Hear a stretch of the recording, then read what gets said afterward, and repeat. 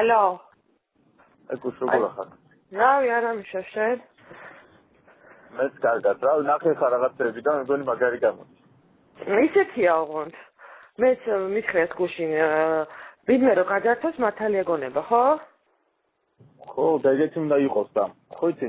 ისე რა ქვია, იო, პრესტო იცი რა არის, რა უნდა გითხრა რა.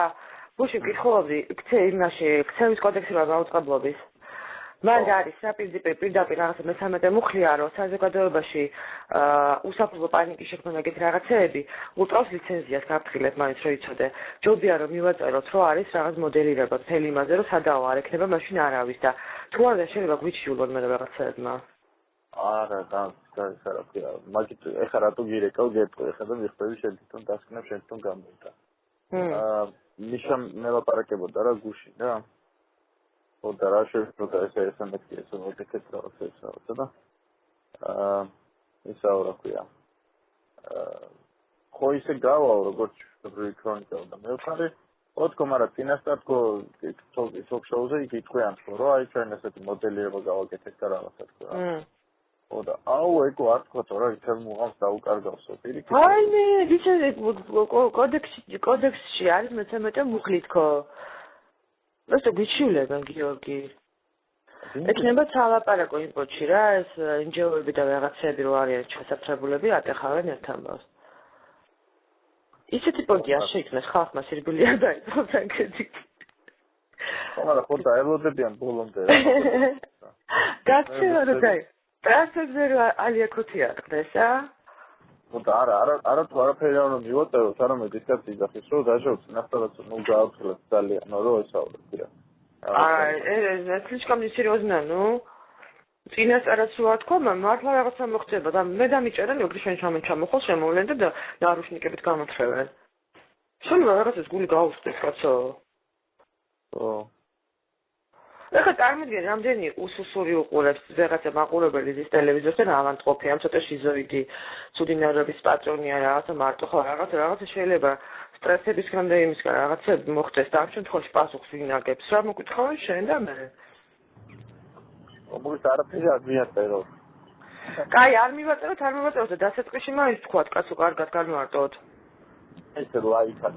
სპეციალს იმანაზე ამ ზურაბ დავითაშვილს მომწერა პასუხი და მითხრა რომ მაგარიაო იანოდი ამას მომწერა პასუხი და მითხრა რომ ნახეს გადაღებული არა მე მივწერე ტექსტი რა სცენარი ხო და ანუ სცენარი თვითონ ნიუსის კი არა ანუ აი რა ხდება რა მოვლენების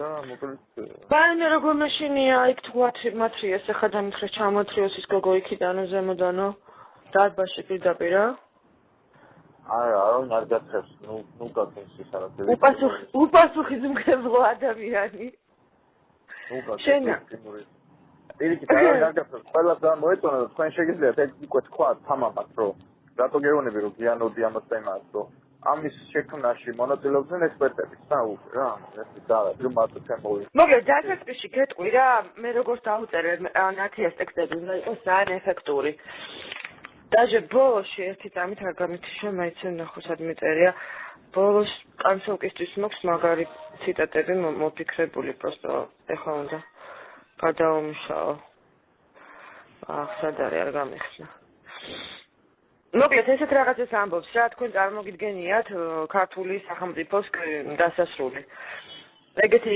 იმით არის რა ეხლა ზეპირად გეტყვი ალბათ ბევრისთვის მაინც წარმოუდგენელია ამისი ეგ წარმოსახვის დაშვება მიუხედავად იმისა რომ 2008 წლის აგვისტოში ამ საფრთხეს რეალურ საფრთხეს ძალიან რეალურად თვალებში ჩავხადეთ ყველამ რა და მე გადავა იმაზე რომ რაღაცა რუსეთის ქმედებები ფურდაფოსაში ხდება როცა უკვე გამალებული ეძებს საქართველოს შიგნით საზოგადოებაში პოლიტიკურ სპექტრში განსაკუთრებით დასაყრდენის მოძებნას და რაღაც ეგეთი ტაქტიკა აქვს რა უკვე განსხვავებული და მე იტყვის რომ საფრთხეები ჩვენ ამ საფრთხებზე ყოველდღიურად ვშელობთ რაღაცა იმაზე, მაგრამ ამდენად ვიაზრებთ ამ საფრთხეებს, ეს არის ჩვენი მსჯელობის თემა რა.